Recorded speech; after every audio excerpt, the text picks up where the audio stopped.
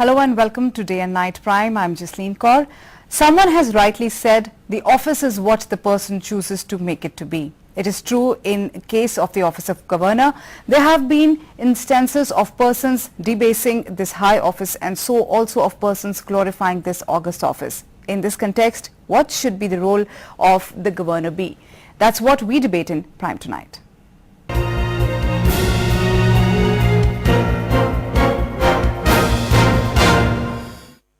Ambedkar once said the governor is to the state what the president is to the union. However, Haryana Governor Jagannath Paharia says he has been reduced to mere a signing machine. हम केवल अपने विचार जाहिर कर सकते हैं। मैं जब बिहार का गवर्नर था तो मैं फील करता था कि मैं बाकी गवर्नर हूँ, चांसलर हूँ। मैं बहुत वकील नहीं कह रहा हूँ, क्योंकि व्यवस्था की बात है। जब से हरियाणा आया मुझे फील होता है कि मैं एक साइनिंग मशीन हूँ। Haryana Governor Jagannath Paharia lamenting his position. Ever since the creation of the high office of the governor as the fulcrum of Indian federal system, it has remained a controversial one. In context of Paharia's statement, the old debate thus has been brought back to life again. Does the governor have to be a mere rubber stamp as Paharia laments, or should the governor have a say in the policy matters of the state? A parliamentary system of government and a federal structure like ours do warrant the existence of an office like governor or president to coexist with the elected head. It seems superficial, but on certain occasions it has its undeniable and unavoidable relevance. People question the credibility of the office of the governor because several times the office is used as an agent of the centre in the states. Who has forgotten the 70s when the office was instrumented to cause the downfall of several state governments having majority in their respective assemblies? In view of such incidents, some state governments had demanded abolition of the office or a constitutional amendment to impeach the governor by the members of the state legislative assembly. This time, Paharia's issue has added a new dimension to the ongoing debate on the role and responsibility of the governor in Indian states. Should the role be redefined or should this post be done away with?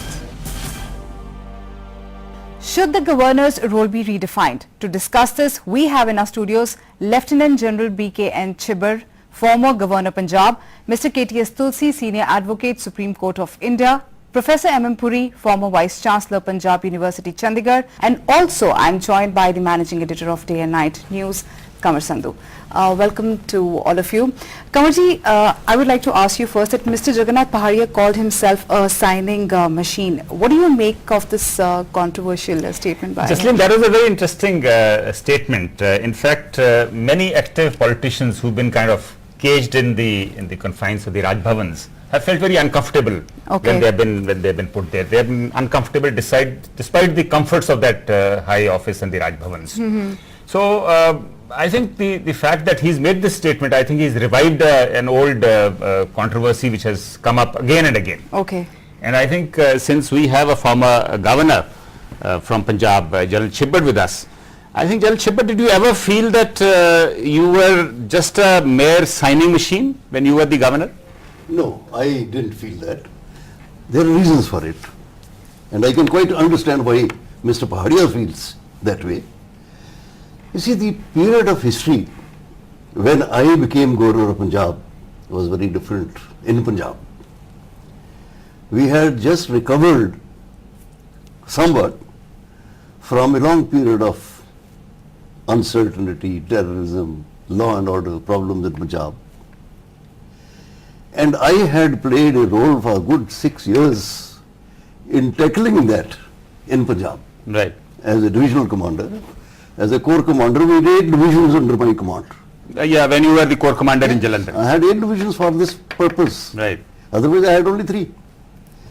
And then I was also advisor to the government of Punjab on security for 1 year and few months before I became a governor. Therefore, firstly, I knew exactly what had happened and how things. That was a period of consolidation where the government, which was formed under BNC, was formed after quite some time, and the government had to establish, to bring about consolidation of peace in the state. But General Chibber, I remember as the governor, you had an elected government in Punjab, which is the Jayant Singh government. Correct. You did take some very controversial decisions. One decision I remember you took was not to allow prosecution of some congressmen who had been indicted by the then Lokpal. Yes. Do you think, Well, looking back, that was correct? The charter given to me as per the rules governing the Lokpal bill, in the Lokpal bill, I was supposed to examine that judgment or recommendation and take a judgment on it. And I found that in the first place, the examination of the witnesses, etc., they had violated all the rules laid down for it in that order. But normally that would not happen. The governor doesn't interfere, doesn't get into these kind of nitty-gritties. It's not a question. It says the governor will be the final authority to judge his governor. So perhaps the Not the Chief Minister. Lokpal Act itself Not gave the you the Chief powers. Minister. The Lokpal Act itself gave you the powers. The act gave not power. I would say the act gave me the responsibility. I discharged that responsibility. And when that controversy came up, I made only one statement. I said, I have done this. With all eyes open, please get it examined.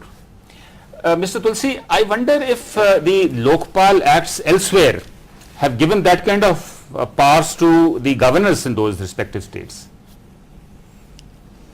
They have given, I mean, also the university acts where the governor acts as a chancellor, and therefore that is not a function which is assigned to him under the constitution. It is a independent statutory function with regard to an institution. So he goes beyond the Council of Ministers of the state.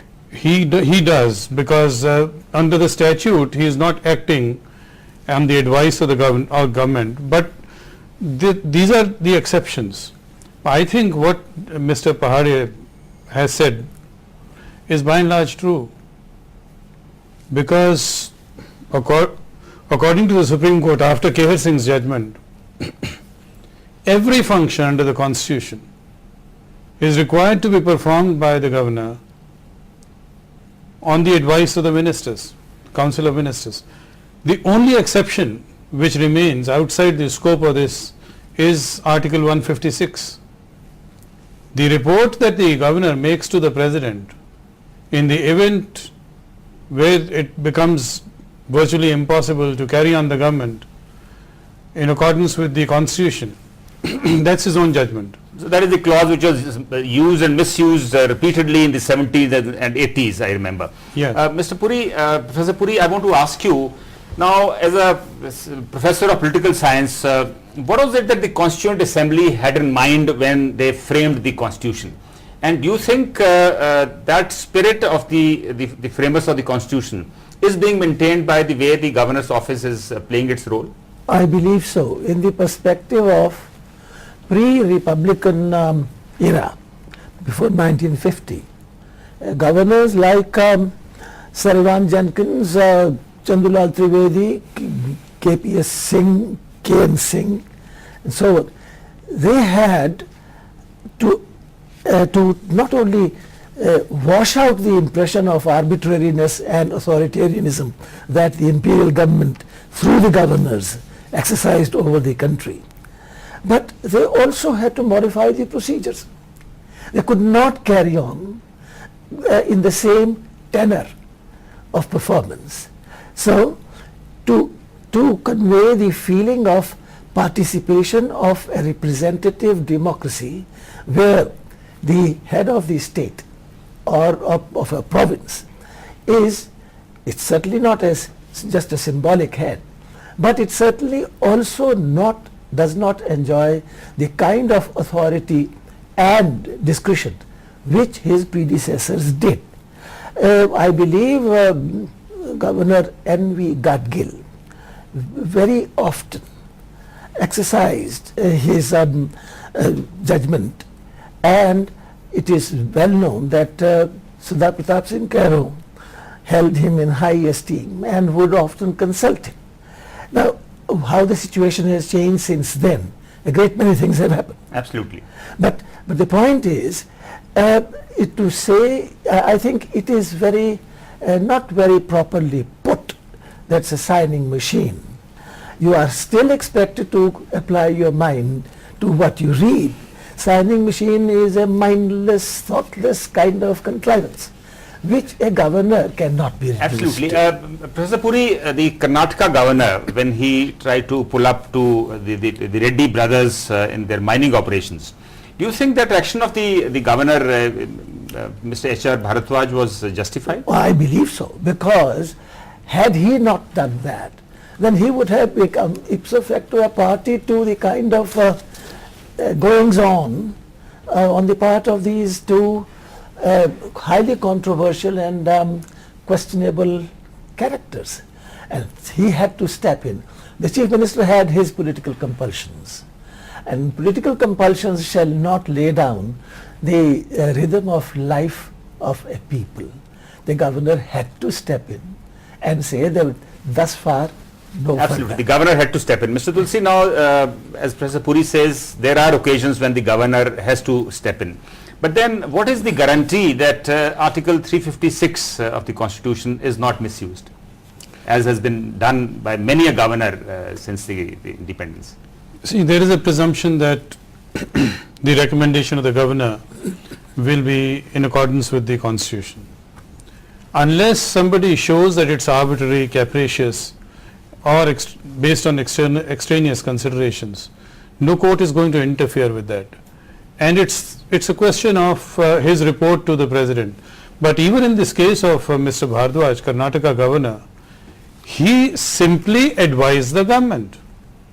This was and it remained in the realm of advice. It's not as if he dismissed the ministers, because he would dismiss the ministers only if the chief minister was to advise him to do that. And he knew his limitation. So it was only kind of cautionary in nature, whatever It was merely an advice that it is incongruous, it is anomalous for a minister to be facing prosecution at the same time, and prosecution with regard to an offence involving moral turpitude. Absolutely. Now, Mr. Tulsi, the courts have intervened, and kind of a lot of times they have given their mind on this issue of Article 356 and even otherwise the role and responsibility of the governors. But they have actually fallen short of, redefining the role, many a time. So do you think the courts have played along with the way the government wants them, or? The courts realize that what the Constitution has adopted is a parliamentary system. There are elected representatives who are there in the legislative assemblies, and they are the ones, the majority party has a government in place, and the constitution makers did not want to have the governor as an alternative center of power. He is required to act in accordance with the advice of the Council of Ministers. And the Supreme Court has gone so much further to say that every constitutional function has got to be on the advice of the Council of Ministers.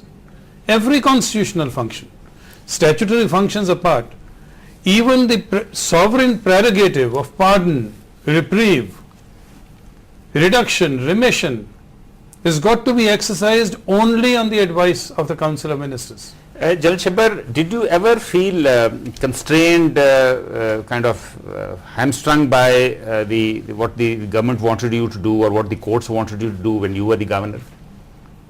You were the governor in a very difficult time. I had 4 chief ministers, incidentally. Yes. During my 5.5 years. I don't think I ever reached a stage, except for in one case that you mentioned already, where I gave an advice and the file was sent back to me, you do it. Okay. You get my point? That stage never reached. And we had certain cases where I didn't agree. For example, remission you mentioned. There was a case of a girl who had been sentenced to life imprisonment.